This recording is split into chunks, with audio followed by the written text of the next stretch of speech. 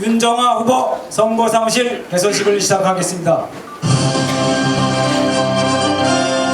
소개받은 대로 저는 윤정아 후보의 대원 외국어 고등학교 2년 선배이자 서울대학교 선배인 김경준이라고 합니다.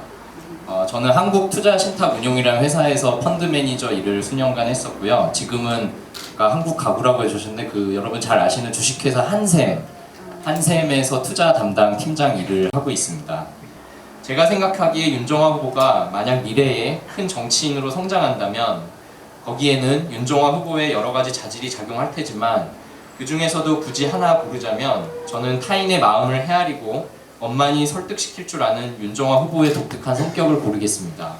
정치의 길이 험하다는 것을 아는 형으로서 동생을 걱정하는 마음이 어쩔 수 없이 듭니다. 윤정아 후보가 정치인으로서 가는 길에 아마 수차례의 아주 많은 거센 풍랑이 있을 것입니다. 아무쪼록 그 풍랑을 잘 헤치고 잘 극복해서 윤정아 후보가 우리나라 발전의 중심에 우뚝 서게 되는 날을 기대해봅니다. 제 찬조 연설은 이상으로 마치겠습니다. 감사합니다. 박옥지 여사님의 격려사를 듣겠습니다. 큰 박수 부탁드리겠습니다.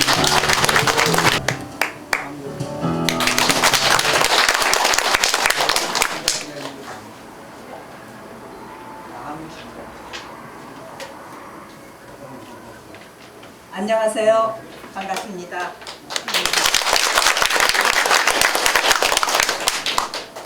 제가 이런 자리에 서는 게 익숙하지 않은 사람입니다. 남편이 비록 정치를 하긴 했지만 그때는 제가 한 번도 이런 자리에 설 기회는 없었습니다. 근데 제가 아들을 내보내면서 이런 자리에 섰습니다. 조금은 미숙하고 저 많이 떨고 있어요. 너그럽게 이해해 주시면서 들어주세요. 자, 박수 한번 부탁드립니다.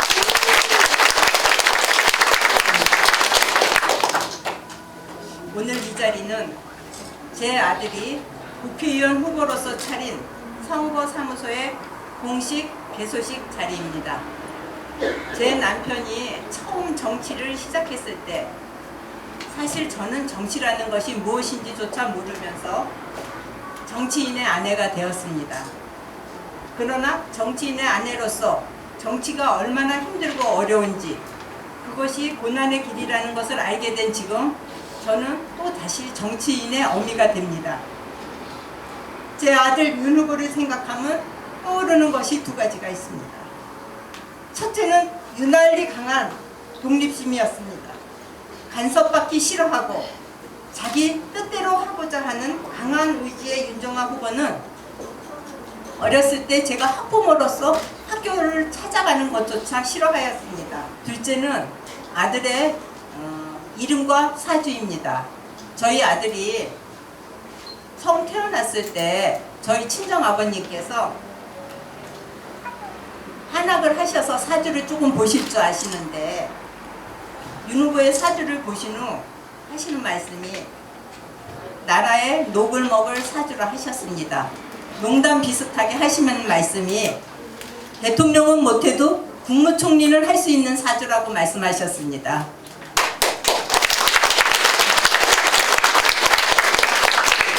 그래서 정화라는 이름을 지을 때 저희 시댁의 같은 학년의 정자는 발일정자였습니다.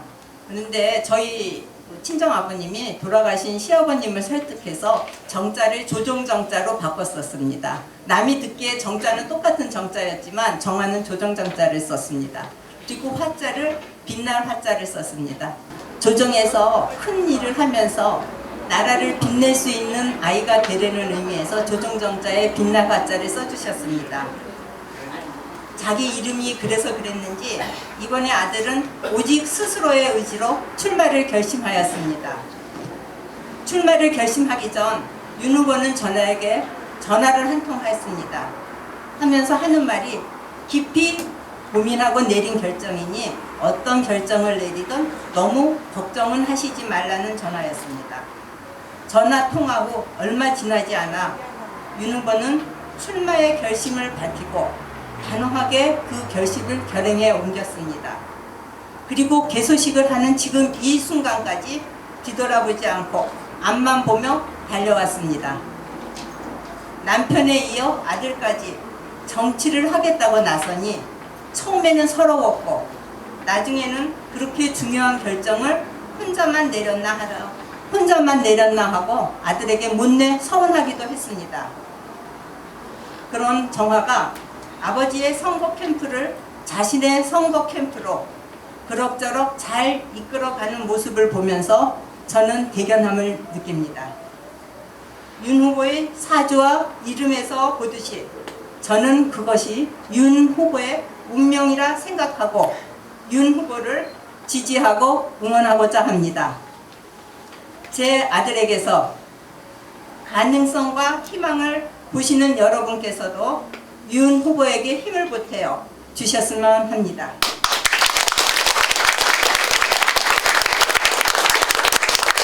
우리 윤 후보가 지지해 주시는 분들을 결코 실망시키지 않고 훌륭한 정치인이 될 수 있도록 많이 도와주십시오. 감사합니다. 안녕하세요. 저는 윤종아 후보의 직장 상사이자 부원장으로 한국 기업지배 부전에서 근무했던 최중성입니다. 윤 후보가 맡았던 팀은 항상 야근이 굉장히 많았고 제한된 시간 내에 성과를 만들어 내야 되는 아주 까다로운 업무에도 불구하고 때로는 강한 리더십으로 때로는 홍님과 같은 자유로움으로 이끌어서 항상 웃으면서 자발적으로 일하는 분들을 보여줘서 제가 기억하기로는 팀의 성과도 상당히 좋았었던 것으로 기억합니다. 또한 윤 후보의 성격 중 가장 돋보이는 것은 그의 모든 성품과 동료를 배려하는 자세입니다. 그는 항상 보고를 할 때 업무에 대해 과장하거나 숨기는 일이 한 번도 없었으며 업무 처리의 미비를 지적할 때면 우선 주변 동료나 부하 직원들이 곤란에 처하지 않도록 하기 위해서 끝까지 자신이 책임지는 모습을 보였습니다.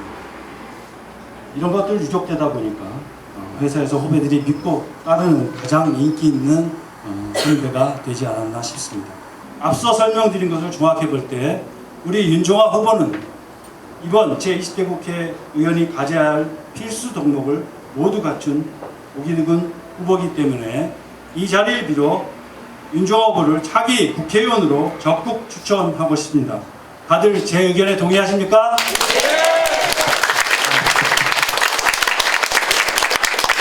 윤종아 후보에게 격려의 박수로 모시겠습니다. 감사합니다.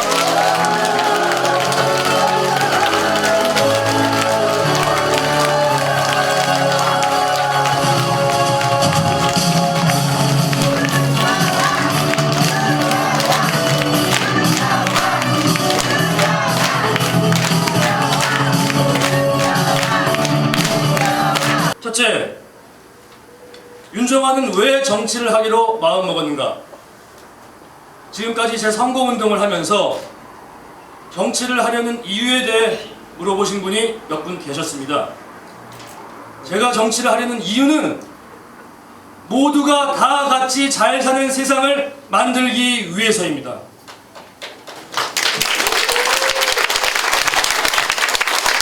그렇습니다. 모두가 다 같이 잘 사는 세상, 아파트에 사는 사람도 단독주택에 사는 사람도 명문대학을 나온 사람도 지방대학을 나온 사람도 그리고 대학을 안 나온 사람도 부유한 사람도 가난한 사람도 다 같이 잘 사는 세상, 가난한 사람도 잘 사는 세상, 역설 같지만 반드시 역설인 것만은 아닙니다. 우리 각자의 마음속에 그런 대동의 정신이 있음에도 불구하고 현실에서 그것이 나타나지 않는 이유는 바로 우리의 삶이 너무 고단하고 힘들기 때문입니다. 그래서 저는 그 마음이 드러날 수 있는 최소한의 사회 제도적 여건을 만들고자 정치인의 길을 가려는 것입니다.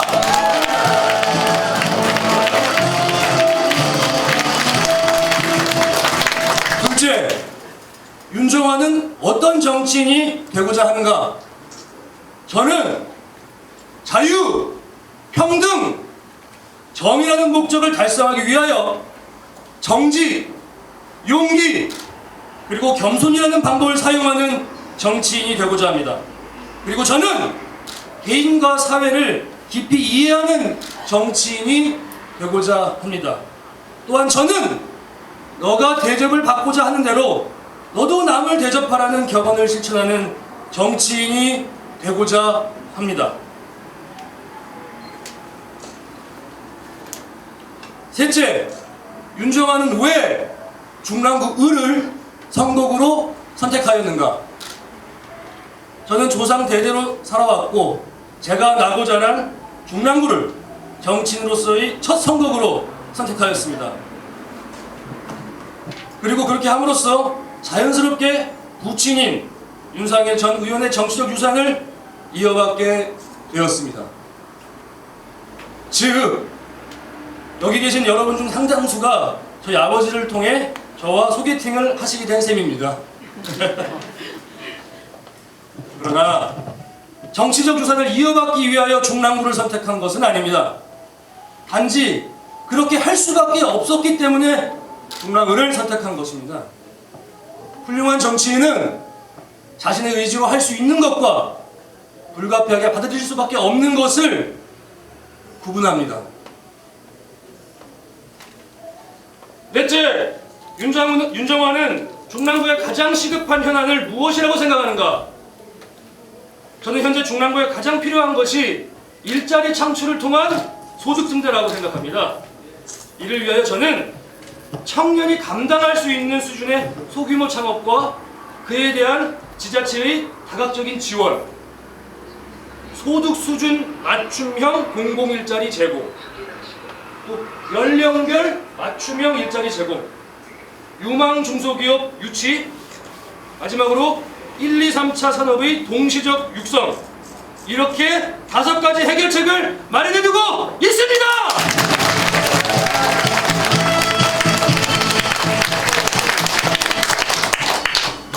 다섯째, 윤정화의 정치적 성향은 무엇이며 향후 어느 정당에 가입할 것인가?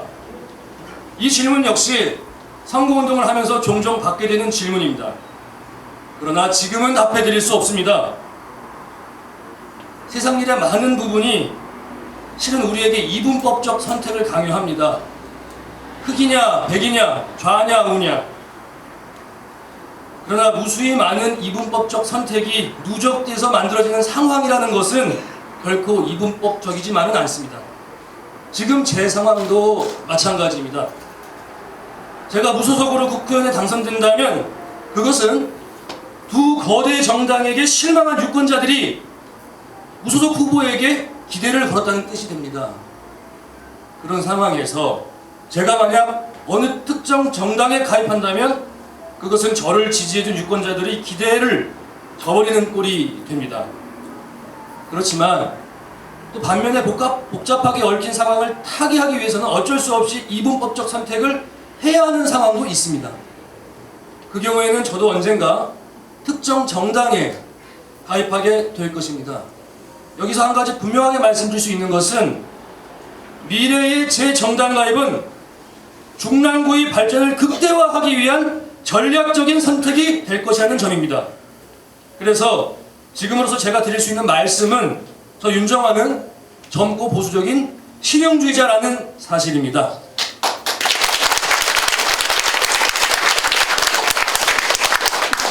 마지막으로 여섯째, 이번 선거에 임하는 윤정화의 각오는 어떠한가? 이번 중랑구 국회의원 선거는 윤정화라는 개인의 전인적 능력과 정치인으로서의 잠재력을 평가받는 시험의 장이 될 것입니다. 이번 총선의 뚜껑을 열어봤을 때 모두가 깜짝 놀랄만한 결과를 보여주겠다는 것이 제가 총선에 임하는 각오입니다. 깜짝 놀랄만한 결과가 무엇을 의미하는지는 굳이 여러분의 상상력을 제한하지는 말아주십시오.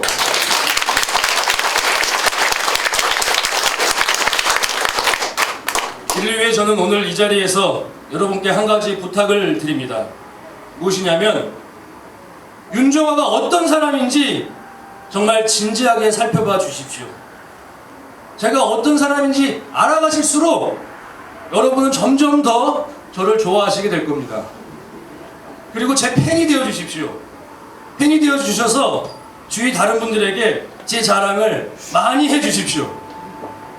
그렇다면 10년 후에 저는 큰 정치인이 되어 여기 계신 여러분께 보답해 드릴 것을 약속드립니다.